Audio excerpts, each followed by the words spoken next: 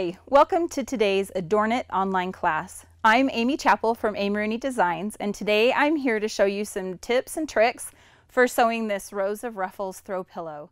You can find the pillow in kits at Barnes & Noble stores, or you can find the pattern in the Capri Collection pattern book. Today I'm going to show you some of the easy ways to make this pillow come together really quickly.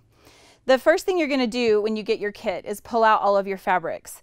You're going to have a bunch of 1/8 size cuts of different fabrics, and those are going to create all of your ruffles. And then you're going to have one larger piece of this diagonal print fabric, and it is going to be your front, your backs, and also a couple of rows in your pillow. So the first thing you're going to want to do with your large piece is cut off your 2.5 inch row. You're going to want to do this because you need all of the length of this piece in order to get your strips the right length. So you'll take your long piece, you'll use your ruler and a rotary blade, or you can use a pencil to mark it and scissors to cut, and you'll cut 2.5 inches off the length. Then you're going to take this piece that's left, you'll want to make it 17 inches wide, and then you'll cut off the pieces that are marked on your pattern. You'll need a 17 by 17 inch square and two 17 by 11 inch rectangles. Once you have those done and set aside, you're going to take your smaller pieces, your 1/8 strips, and you're going to take them and you're going to pull them out, again, the full length, and you're going to cut a 2.5 inch strip off of this piece. Once you cut that strip off, you'll want to take the long piece. You're going to cut off this selvage edge, which is the part that shows what kind of fabric it is. And you just don't want that piece showing up on the edges of your pillow. So you want to make sure that it's at least smaller than 1/2 inch if you want to get as much length as you can. Then you're just going to cut this piece in half, and you'll end up with roughly the 22 inches in length that the pattern calls for. The length is not nearly as important as the depth. You want it for sure 2.5 inches wide. And then if this is a little less than 22 inches, you'll be just fine. So once you have all of those cut out, you're going to end up with a pile of 2.5 inch strips. You'll need 22 total. Then it's time to get to our iron. So we're going to take one of our 2.5 inch strips, and you're going to take it over to your ironing board. You're going to just fold it in half along the length. Now you want to make sure that when you come in with your iron that you're pressing it straight up and down and not rubbing it along the length of it. This is a pretty small, narrow piece of fabric, and the more you jostle it with your iron, you can misshape the strip. So you want them to stay as straight as you can. So you just fold them in half. You're going to press down until they're all pressed neatly in half along the length. And you're going to repeat that for all 22 of your 2.5 inch strips. While we're at the iron, we're going to go ahead and take care of the back pieces for our envelope closure. So you're going to take your piece that is 11 inches by 17 inches. You're going to take one of the long sides, and the first thing you're going to do is fold it over 1/4 inch and press it. And then you're going to fold it over 1/2 inch and press that as well.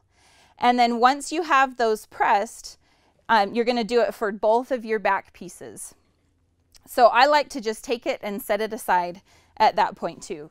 So you'll probably also at this point, since you're already at your iron, want to take your 17 by 17 inch square. Make sure that it's pressed and even and flat. It'll make drawing the lines on it that much simpler. So the next thing we're going to do is take our big pillow front piece. So this is a 17 by 17 inch square, and we're going to start at the bottom. Now we're going to mark our lines so that we know exactly where we want our ruffles to be sewn. Now in this example, I used a dark pen so that you could see the lines better. You can use a pencil, or you could use a marking pen that's designed to disappear with water or with air. You're not going to see the lines at all, so it really doesn't matter what you use. Now your first line, you're going to start at the bottom, and you're going to draw your first line up 1 3/4 inches from the bottom. And you'll just take your pencil and draw along that line. From there, you're going to go up every 3/4 inches and draw a line all the way across the whole length of your pillow front. And this is going to give you your markings to follow for all of your ruffles that you're going to put down. Once you have that marked, we are ready to start with our first row of ruffles. Your kit is going to come with a picture on the front. You can use that picture as a guide to help you with the placement of the fabric so that they're in the right order. You can follow along the picture on the kit, or you can put them in whatever order your heart desires. The first thing that you're going to want to do is you're going to line up. This is the unsewn, unfolded edge of your strip, and you're going to line it up with the line, the bottom line that you've drawn. There will be a 1/2 inch of space between the bottom of your ruffle and the bottom of your fabric, and that's so that when we sew this to the back, you don't lose the bottom ruffle. So you're going to take it and you're going to pin one end, and then you're going to come to the other side and you're going to pin the other end. What this is going to do is leave you a bunch of fabric in the middle. So what we're going to do with this fabric is we're going to create some pleats. So we're going to take, I'm going to turn this a little bit so you can see, and we're just going to pinch our fabric about a 1/2 inch, between a 1/4 inch and a 1/2 inch. This is where the fun comes in, because it's just however you feel it looks good and as deep as you want them to be. The less fabric you use in your pleats, the more pleats you'll have in each row. But each row is going to be different, each pleat is going to be different, and you're just going to go across the whole length. Now you'll notice that I am folding all of these over towards the right. In this row, we're going to have all of our pleats going the same direction. It just makes it easier as you're sewing it, because as you run it through your sewing machine, they will all just be heading the same direction. You don't have to worry about lifting up a presser foot or anything like that. It's just simple because they're all the same direction. So as you get these pinned down, you're just going to do them at varying depths, varying widths apart from each other. It's really the casual nature that you put your pleats down that makes this pillow so fun and easy. So once you have those all pinned down nice and flat, you're going to come to your iron and just very lightly press these pleats just a little bit, just to help them stay down and help your sewing machine go over them a little bit easier. One thing that you'll want to make sure of when you're using your hot iron, if you're using pins like mine that have plastic at the top, you don't get your hot iron too close to your plastic. You don't want to melt your pins to your pillow. So then you're going to take this to your sewing machine. You can either use a 1/4 inch foot for your sewing machine, that's common for quilting machines, or you can use just your regular presser foot on your sewing machine. Most of them have a mark on there that will show you a 1/4 inch. So once you know where the 1/4 inch is on your presser foot, you're going to just sew this down at a 1/4 inch. Then we're going to pretend that I've done that on this one so I can show you the second row. When you go to put your second row on, you're going to start by doing the same thing. You're going to pin down one end, and then you're going to pin down the second end. And again, you have all of your fabric left. And then what we're going to do on this row is we are going to take our pleats. We're going to make sure, I'm going to turn this so you can see it a little better. We're going to make sure that the pleats that we put on this second row do not line up with the pleats we have on our first row. We want to stagger them so that it just adds a little bit more interest and variety to our pillow. And again, we're making sure that our raw edge is lined up. The other thing that I'm doing on this row is I am switching the direction of my pleats. So before, when I pinned the pleats and pulled the fabric to the right on this second row, I'm going to take my fabric and I'm going to pin the pleats to the left. Now, one tip for when you go to sew this down is I will feed it into my machine the opposite direction. I want to make sure that when this pleat goes through my sewing machine, I'm going to pull this off so I can talk about it on this smaller row. When this pleat goes through my sewing machine, I want to make sure that the pleats are coming towards me as it goes through my machine. So I'm going to feed it my machine this way, the pleats are facing me.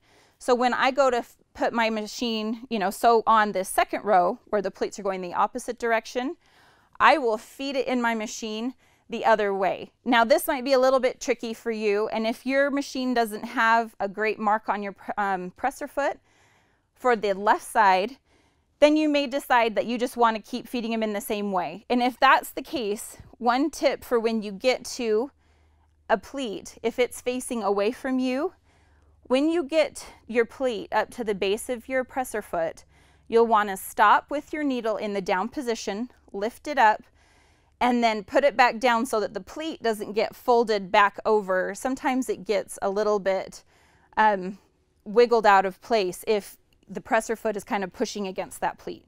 So you can either alternate the directions you put your pleats in, or you can get up to the presser foot, lift up your machine, and then put the presser foot back down. So once we have all of our rows down, we're just going to repeat the same thing over and over as we get row after row.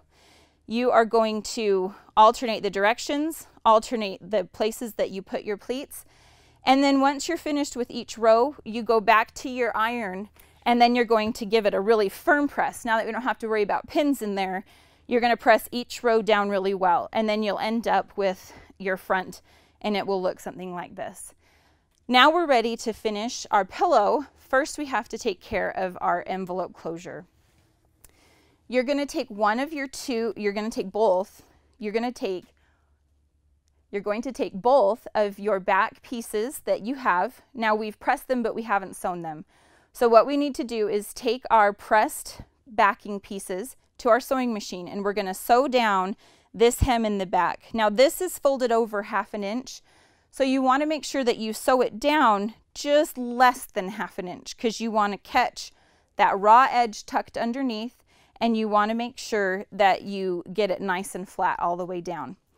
So it will look something like this. I've used kind of a gray thread. I don't know if you can see it very well on here, but I've sewn down both of my pieces on here. Now the pattern will tell you to take these two pieces.